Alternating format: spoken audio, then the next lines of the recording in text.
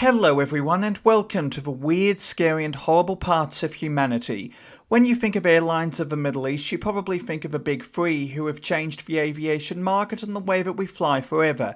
Emirates, Qatar Airways and Etihad, who have also turned their bases of Dubai in the United Arab Emirates, Doha in Qatar and Abu Dhabi in the United Arab Emirates from unknown dots on the global maps to some of the most famous cities in the world, as well as Disneylands with Sharia law. However, amidst this, it's easy to forget about the other airlines that clutter the Middle East, many of which are older than the big three, and also at one time had a bigger fleet and bigger number of destinations than the current big three. One of these is Gulf Air, which was founded way back in 1950 as Gulf Aviation, becoming one of the oldest airlines in the Middle East. Today we are looking at one of the darkest and deadliest days of what is now the national carrier of Bahrain, Gulf Air, the crash of Gulf Air Flight 771, which left all 112 passengers and crew aboard dead. In essence, Gulf Air acted as the national airlines for three countries, Qatar, Bahrain and the Sultanate of Oman, as well as Abu Dhabi in the United Arab Emirates. All of these countries declared independence on the 3rd of September 1971. By 1973, Gulf Air was owned by the Emirate of Bahrain, the State of Qatar, the Emirate of Abu Dhabi and the Sultanate of Oman. With each government holding a 25% ownership of the airline, it was the flag carrier of the four states, with all aircraft registered in Oman. Doha had the aircraft flight simulators and Abu Dhabi the maintenance base. However, all crew were based in Bahrain. Uniquely for today, this led the airline to be the regional airline across the four countries, with Dubai playing second fiddle to Abu Dhabi. Emirates was not founded until 1985, with EK, the code for the airline, standing for Emirates through Karachi. This was the airline's first route from Dubai to Karachi in Pakistan, and Pakistan International Airlines provided everything for the airline, from engineers to pilots to technical assistance to leasing aircraft. Ironically, it was Gulf Air's decision to cut back flights to Dubai in the mid-1980s that led the royal family of Dubai to create Emirates. Basically, if you wanted to get to Bahrain, Oman, Qatar and the UAE in the 1970s or the 1980s, unless you hitched a ride on board a flight from Asia to Europe with Soviet airspace still closed, you were forced to fly Gulf Air. Just like today, Gulf Air had pilots and crew from around the world. On the 23rd of September 1983, a routine trip was taking place aboard a Boeing 737 2P6, registration A40BK.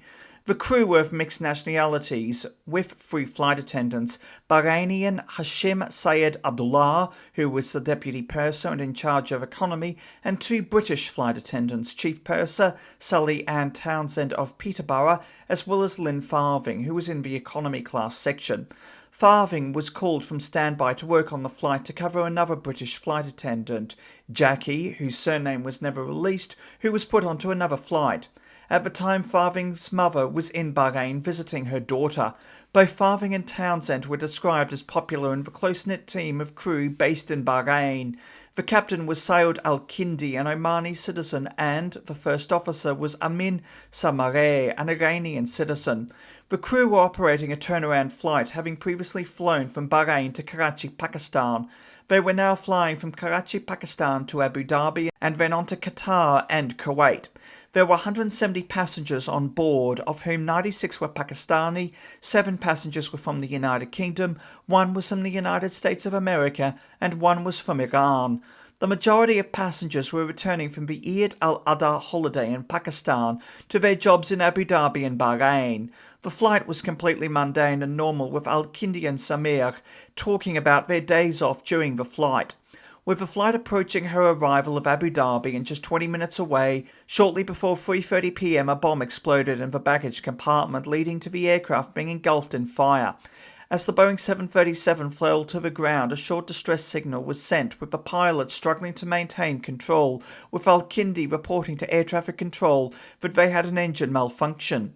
As the aircraft nosedived into the desert, Al-Kindi was praying. At 3:30 p.m, the aircraft crashed in the desert of Jebel Ali, 35 kilometers or 22 miles southwest of Dubai, and 35 miles or 48 kilometers north of Abu Dhabi. Witnesses saw the fire coming from the aircraft as she descended into the desert.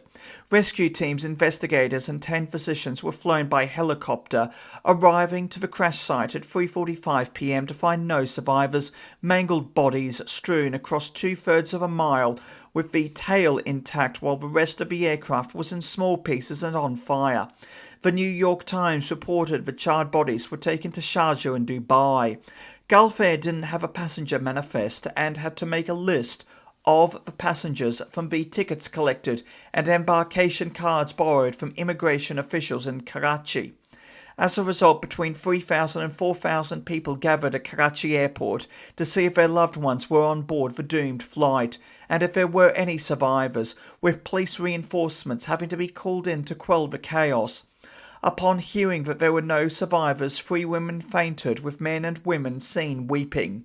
Part of the reason for the number of people engulfing Karachi airport was because another Gulf Air flight had left Karachi within a 3-hour span. Ultimately, 107 passengers and 5 crew would lose their lives with no survivors. So what exactly happened? Well, while the National Transportation Safety Bureau of the United States of America would undertake investigations, the 400-page report would never be released, with the existence of a report only revealed by former Conservative British politician Sir Dudley Smith in September 1987. The Gulf Daily News reported that Sir Smith had been privy to the report and had seen it, but the report was never released to the public. At the time, Sir Smith was the Member of Parliament for Warwick and Leamington and the Secretary-General of the European Democratic Group. Sir Smith revealed the existence of a report following pressure from the parents of Farthing and protested the NTSB not releasing the full report, as he believed that it equated to freedom of information. However, only portions of the report have been released to the media and the report has never been made public, so we can only guess as to what happened to Gulf Air Flight 771. Indeed, not even the family members of the deceased crew and passengers of Gulf Air Flight 771 were able to see the full report, with a comment on the Gulf Air Flight 771 Wikipedia audio YouTube video by user Saizadi asking, does anyone have access to the report from the National Safety Board and or the passenger manifest? With Sarnawaz Khan 4520 replying, no one has the access. I lost my father in this sad incident. There was a passenger who was not named but checked in baggage at Karachi but never boarded the plane. In 1983, if a passenger didn't board an international flight, their bag would remain in the hold of the aircraft and the aircraft could still take off and proceed to its destination.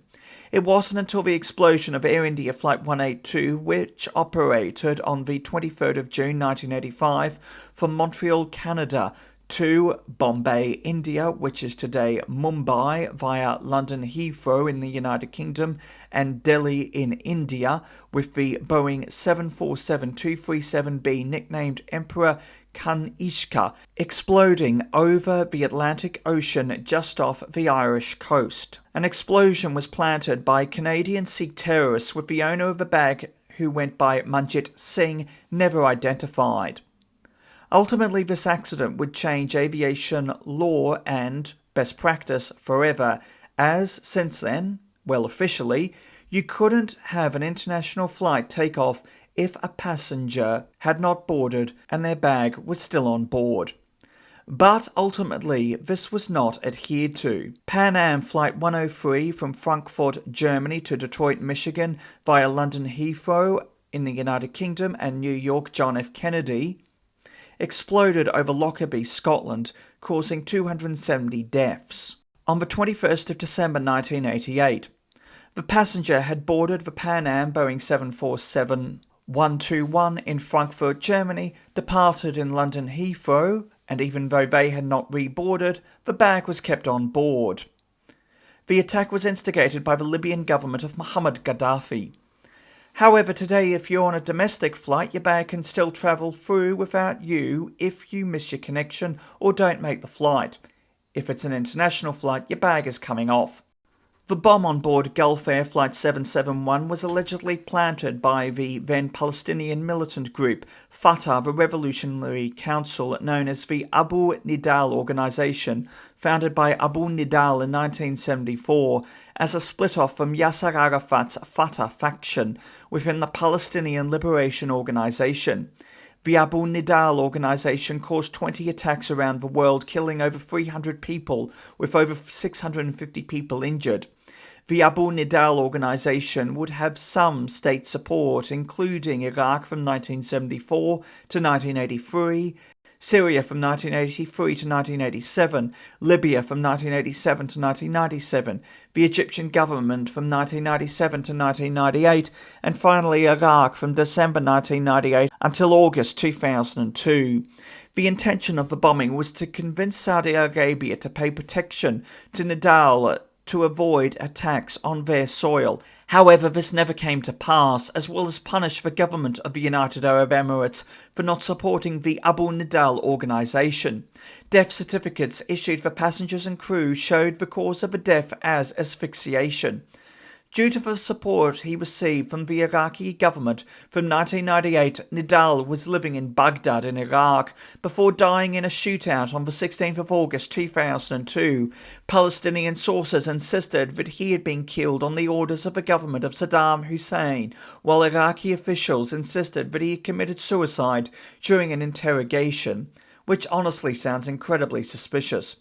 It was only after the death of Nidal that on the 22nd of August 2002, his former lieutenant Atef Abu Badr told Al Hayat newspaper that Nidal had ordered the bombing of Gulf Air Flight 771. Gulf Air Flight 771 remains the second deadliest accident for Gulf Air, besides Gulf Air Flight 072, which took place on the 23rd of August 2000, which crashed into the waters of the Persian Gulf on her approach to Bahrain International Airport from Cairo, Egypt, with 143 people being killed.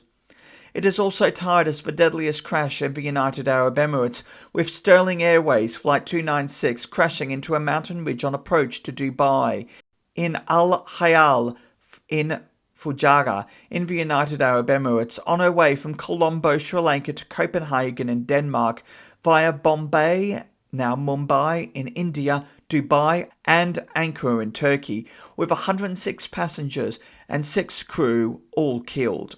As the 1980s and 1990s continued, Gulf Air continued to grow, including briefly serving every inhabitant continent except for South America. With Qatar Airways having been founded on the 22nd of November 1993, by May 2002 the government of Qatar announced that it would be withdrawing its interests in Gulf Air, which were finalised in November 2002. In November 2003, Etihad Airways would start flying, with the government of Abu Dhabi withdrawing support for Gulf Air in 2005. Lastly, in 2007, the Sultanate of Oman would withdraw her support for Gulf Air, with the country choosing to focus on their flag carrier, Oman Air, which was founded in 1993. As a result, Gulf Air is solely owned by the government of Bahrain, with the main hub and only hub of the airline being Bahrain International Airport. Today, the airline is estimated to be losing 77 million Bahraini dinar, or about 204 million US dollars as of 2024. Its fleet consists of 40 planes and it flies to 50 destinations across 3 continents. Gulf Air continues to use the flight number GF771 on their flight from Islamabad, Pakistan to Bahrain. Thank you for watching. Please do yourself a favour and hit that subscribe button and the bell icon to be notified of when new videos come out. Also, why not hit that like button and leave a nice comment? It helps more than you know, and your support is truly appreciated. Until next time, stay awesome, stay classy, be kind to everyone you meet, have an amazing day, and remember the truth is always more interesting than fiction.